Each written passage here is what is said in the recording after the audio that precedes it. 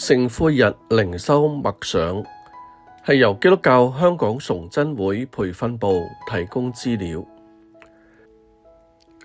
2026年2月18日，詩篇90篇第1至3節。主啊，你世世代代作我們的居所，諸山未曾生出，地與世界你未曾造成。從亙古到永遠，你是上帝。你使人歸於塵土，說：你們世人要歸回。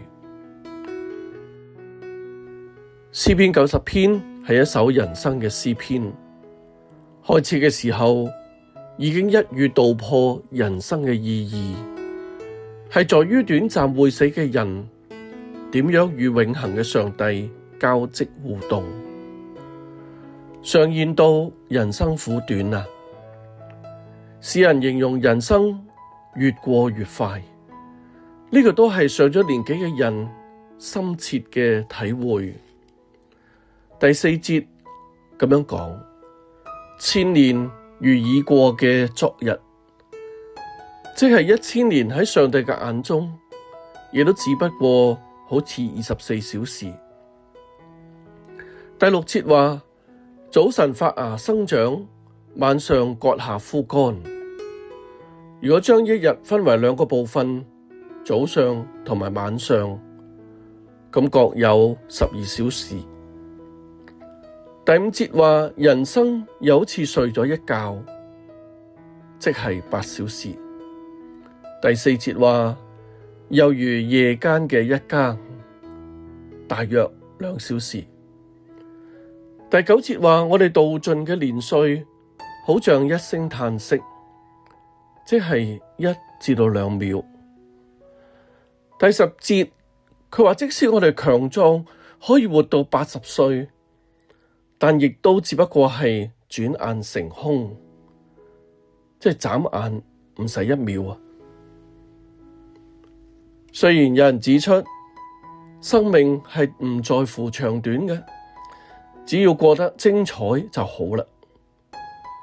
但係詩人形容人生唔單止短暫，而且甚苦同埋甚惡。第8節話：上帝將我哋嘅罪孽擺喺我哋嘅面前，將我哋嘅隱惡擺喺佢嘅面光之中。第7節又話：我們因為上帝嘅怒氣而消滅，因為佢嘅憤怒而驚惶。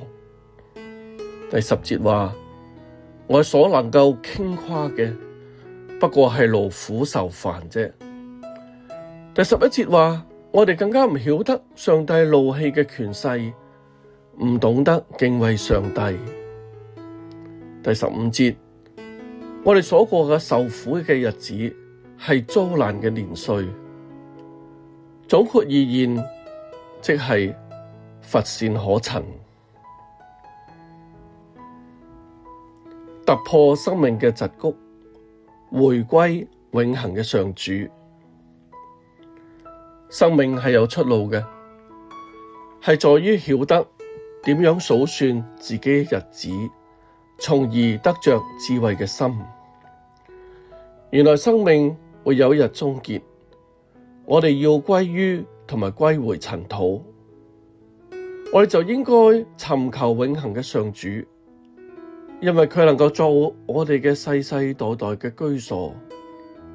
面對短暫，人需要渴求永恆；面對罪惡，人需要尋求赦免；面對受苦，人需要祈求喜樂啊！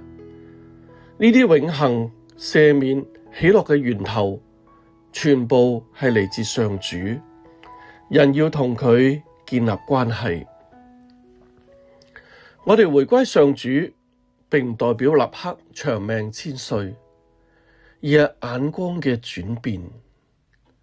詩篇第90篇第15節嘅結束，係2個發音一樣嘅希伯來文 Ra'ah，用英文翻譯就係 See evil， 看為邪惡。可惜和合本譯作遭難，失去咗原文強調嘅地方。世人嘅目光只係睇到遭難、邪惡、evil嘅日子 days， 而感覺嗰啲日子係漫長嘅年日 years。而家我哋要轉換眼光，上帝唔係延長我哋嘅生命 add days to life， 而係將我哋嘅生命變得豐盛喜樂 add life to days。每年嘅聖灰日，主禮者會將橄欖灰塗喺信徒嘅額頭上邊，就係提醒我哋嘅本質不過係塵土。上帝當初用地 Adamah 嘅塵土做人 Adam， 就意味着兩者嘅關聯，因為係同一個字根。人 Adam 終有一日要回歸於地 Adamah， 結束空虛又短暫嘅人生。係咁樣，人要謙卑落嚟，尋求與永恆嘅主結連。喺短暫嘅人生中，除咗意識到自己嘅罪性之外，仲要發現上主嘅美善，要將我哋嘅生命轉化。既然生命係短暫嘅，我哋嘅目光同埋目標就唔應該放喺短暫嘅事情上邊，咁樣先至係得着智慧嘅心。唔醒覺自己嘅生命短暫同埋始終會死，就容易追逐地上嘅一切。所以要活在死亡前，用死去量度生。因為人會死，所以要善用短暫嘅一生，使佢流露精彩，使佢榮耀上帝，使佢建立他人。一切只能祈求上主嘅堅立。莫等閒白了少年頭，空悲切。到咗人之將死嘅時候，留低嘅係一聲嘆息，還係上主嘅榮美呢？